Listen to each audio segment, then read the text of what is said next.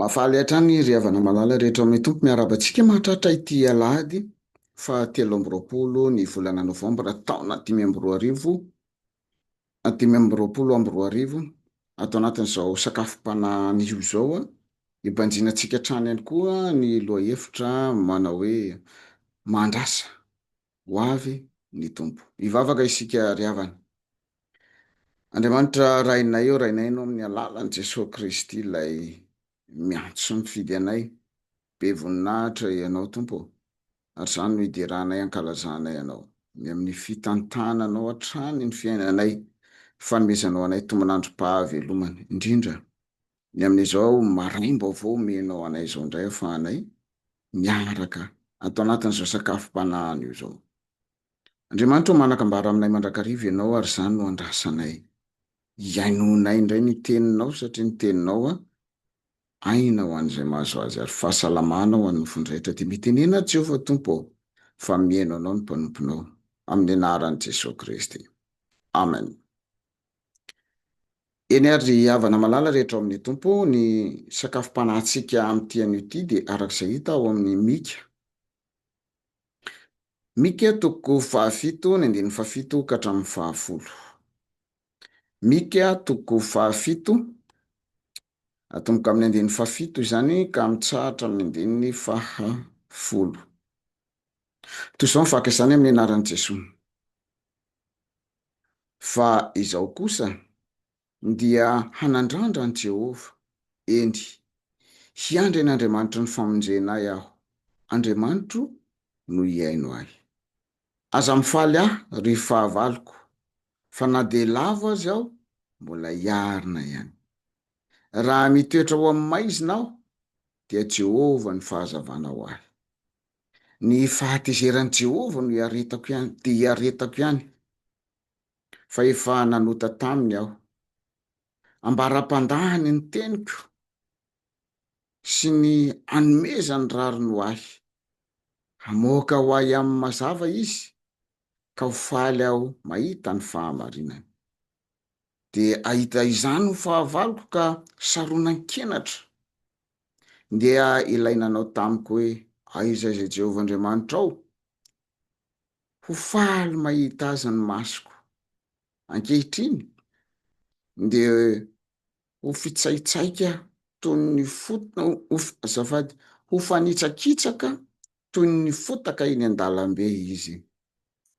Amen. Ray masino, manamasinanay amin'ny fahamarinana, ny teninao no fahamarinana. Amen. Anapakam-ponareo ny ry havana malala rehetra ao amin'ny tompo ny fiadanan'i Kristy. Amen. Atao anatin'izao soratra masina izao ry havana dia andeha ho singantsika manokana ao anatin'izany ny 7. Toy izao mivakana izany amin'ny anaran'i Jesosy. Fa izao kosa dia hanandrandra an' Jehova, eny hiandry ny an'Andriamanitra ny famonjena aho, Andriamanitro no hiaino ahy. Ry havana malala rehetra ao amin'ny tompo, Mika moa dia tafiditra ao anatin'ny atao hoe mpaminany madinika, ary tao anatin'ny fotoana izay nisian'ny faharatsiana lalina teo amin'ny zanak'Israely no nanoratana izao faminaniana taon'ny Mika izao, satria nisy fitsarana tsy marina tamin'izany fotoana izany, nisy kolikoly tamin'izany fotoana izany, nisy fitiavan'ny tena tamin'izany fotoana izany, ary ny fianakaviana aza dia nivadika taminy.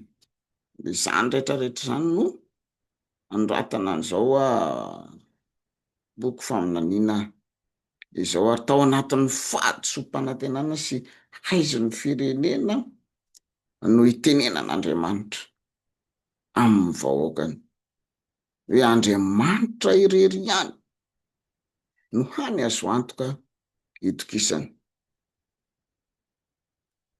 Vokatry ny araky ny teneniko teo, fitsarana tsy marina, vokatry ny kolokolo fitiavan-tena, na ny havana aza mivadika, na ny olona akaiky aza mivadika, dia Andriamanitra mampatsiahy ny vahoakany. fa izao hoe Andriamanitra no hany azo antoka, azo itokisana. Ary zany ry havana no nandraisana an'izao hoe andininy fahafito izao. Misy teny aho hoe hanandrandro. Raha ny fiteny malagasy tranainy ry havana de hoe hanandrandra fa io moa mba ahafahana manatsara n'lay sy mampafantatra tsara ho antsika amin'ny fotoana amin'izao vaninandro iainantsika zao de tsy maintsy jerevana ny teny hebreo zay niantombohan'ny teny. Raha ny teny hebreo izay ahitana n'ity hoe hanandrandra ity ry havana de lazaina hoe mijery tsy tapaka, manara-maso, mandinika, miandrandra.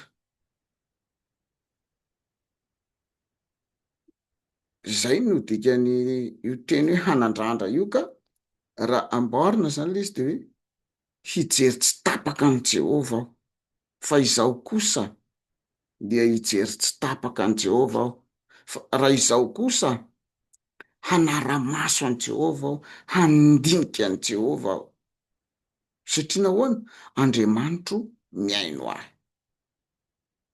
Ka na dia eo aza zany lay ao amin'ny andiny fahavalo sy ny fahasivy hoe faly amiko ny fahavalo, ny lavo aho, mitoetra anatin'ny maizina aho, tezitra amiko Jehova.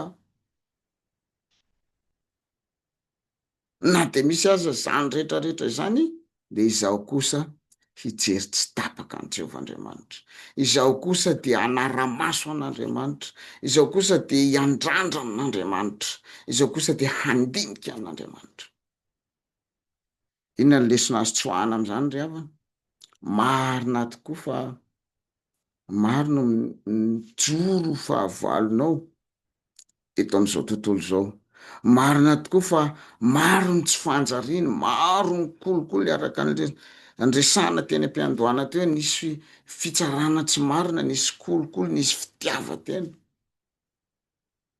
Fa marina fa misy zany rehetrarehetra zany.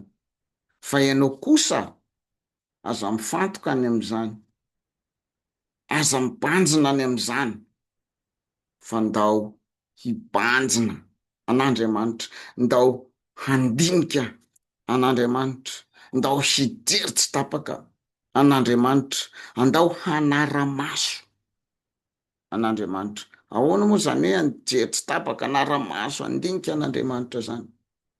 Ndao hifantoka amin'ny tenin'Andriamanitra, andao hibanjina mandrakariva izay lazain'Andriamanitra amintsika, andao hifantoka, hijery tsy tapaka ny soratra masina isika, satria fantatrao fa ao no hanovozanao aim-panahy, ao no hanovozanao hery. Ka na maro aza ny mpanenjika, na misy aza ny olona mpaniratsiranao, na misy aza ny olona mitady kendro-toana amin'ny fiainanao, manao kolikoly aminao, ianao kosa hifantoka amin'Andriamanitra. Fa ny teny faharoa ry havana izay hitantsika ato anatin'izao andininy fahafito izao de hoe hiandry an'Andriamanitra ny famonjena ahy. Le hoe miandry de avy any amin'ny teny hebreo ihany koa izy io, hiakalina le teny hebreo izay misy an'io hoe hiandry io, fa lay dikany hoe hiandry hoe hiandry an' Jehova, hiandry an'Andriamanitra ny famonjena ahy, de izao le izy hoe haharitra, hatoky, hanano tena mandrakariva, ary indrindra ny hoe hampiditra an'Andriamanitra ho mpiray ombin'antoka amiko, satria io Andriamanitra io ny famonjena ahy de haharitra azy aho, hatoky azy aho, hanantenina azy aho, hampiditra azy ho mpiray ombin'antoka amiko aho. Zany hoe tena hampiditra an'Andriamanitra ao anatin'ny champ de vision-ko na hoe ao anatin'ny tontolo ny fiainako aho hiandran'Andriamanitra aho. Matetika tokoa isika ry havana, rehefa mahita ny fahavalo, rehefa mahita ny olona sasany mpanao kolikoly, manao fitsarana tsy marina, mahita n'izany faharatsiana rehetrarehetra zany tsika de lasitsika miteny hoe zay koa anie mba lava tanana e, zay koa anie mba zao e, zay koa anie mba mahita an'ry e, zay koa anie mba mahita an'ity e. De lasitsika mandeha manaraka ny ondran'ny faharatsiana zao tontolo zao.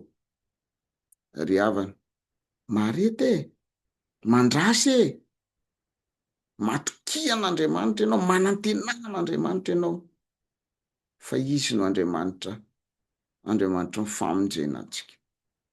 Izy no Andriamanitra ny famonjena anao. Izy lay Andriamanitra miaino mivavaka sandratra ao. Ka lay fiteny malagasy de marina tokoa hoe 9 andro ny nazo fa ny ray andro ny antsika. Tsy ho zakan'izay. Kanefa zao ao anatin'izany rehetrarehetra zany, mila mijery tsy tapaka an'Andriamanitra, mila manara-maso an'Andriamanitra, mila mandinika an'Andriamanitra, ary mila miandry, maharitra, matoky, manantena an'Andriamanitra foantsika. Satria io Andriamanitra ny famonjenantsika io de izao miaino antsika, miaino anao io Andriamanitra io, miteny aminao io Andriamanitra io. Rehefa izay anie no nataony ato amin'ny Mika e, rehefa izay anie de ao am'le 15 de teny mihitsiny hoe de ahita izany ny fahavaloko, zany hoe ahitan'Andriamanitra miaino, ahitanao tena miandry fatratra an'Andriamanitra, ary Andriamanitra intamy fa miaino mamonjy anao, de saronan-kenatra izy, lasa fanitsakitsaka eny amin'ny fotaka izy. Mahereza ry havana, eo am-piandrasana ny tompo, hivavaka isika. Misaotra anao zay ry tompo Andriamanitra io fa tam'ty androany ity indray de antsonao zahay mba hiandrandrana ao an-trano, mba hametraka anao loha laharana amin'ny fiainanay, mba hametraka anao tena mpiraiombon'antoka aminay, amin'ny fiainanay, amin'izay olana lalovanay. Ka haharitra izahay, hatoky anao izahay, hanantena anao hatrany izahay, mba hifalianay ao aminao. De misaotra tompo, tera lasa voninahitra ho anao irery any, amin'ny anaran'i Jesoa. Amen. Eny ary havana de samy hitahian'Andriamanitra indray isika rehetra. Mirary soa.